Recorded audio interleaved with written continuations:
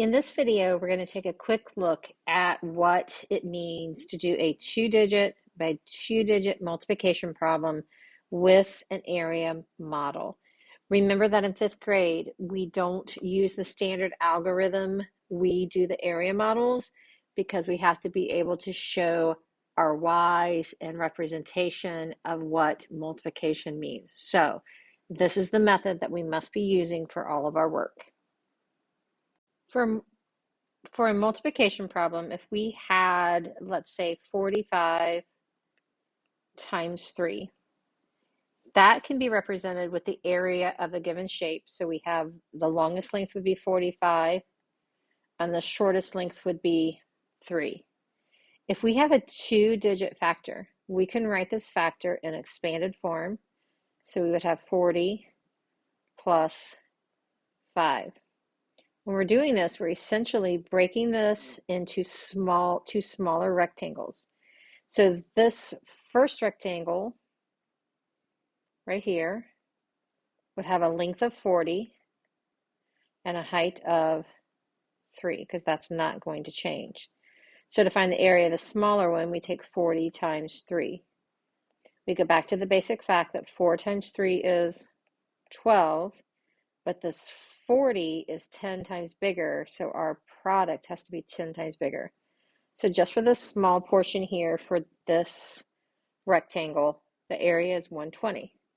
Now we look at the second piece of a rectangle, and we know that this side length is 5, but it still has a height of 3. So 5 times 3 is 15.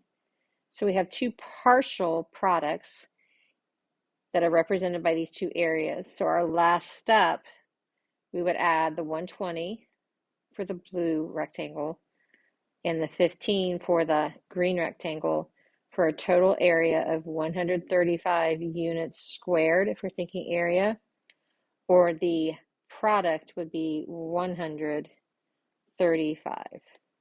So we want to take this and we want to extend it just a little bit further to where we have 2 digits.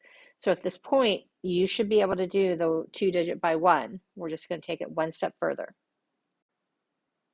We can also look at this as a distributive property, which we've talked just a little tiny bit in math class. So let's look at that real quick, just as another way.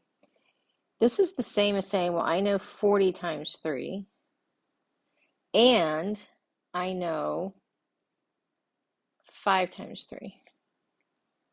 Our goal is to get you to the point where you can visualize this area model by writing it out using what we call the distributive property and putting it back together.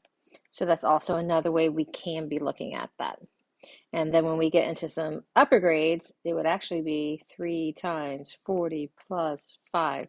But you don't have to know that yet. But that's what we're looking at.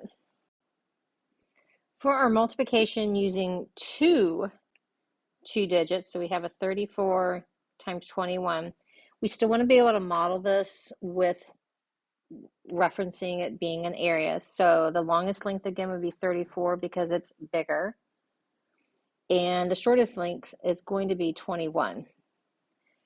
I want to take each of these and write them in expanded form. So I have 30 plus I have 4. So I'm going to break this rectangle into two smaller ones, this direction representing the length of 30 plus 4. But I also want to do this side length the same way.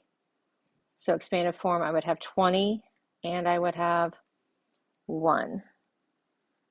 Notice how my side lengths are kind of proportioned so that we have them in a similar shape. So let's look at this first rectangle. This first rectangle is this big guy right here. And his side lengths are 30 times 20. So we get the 20 from this length right here. And we get the 30 from this side length right here. So now we can go back to our basic facts. We have a 3 times a 2. We all know that 3 times 2 is 6. But this 30 is 10 times bigger, so this needs to be 10 times bigger. But the 20 is also 10 times bigger, so it needs to be 10 times bigger again. So we have 600. For our next rectangle, we have to finish this part here. So I still have 4 units that way to make a small rectangle. Well, this height still is 20, right? So I have it 40 times 20 because it's still the same height going up and down right here. This is still 20 plus 1, so I can see it on that side. Basic fact, 4 times 2 is 8, but this 20 is 10 times bigger, so my 8 needs to be 10 times bigger. So now I have 2 partial products.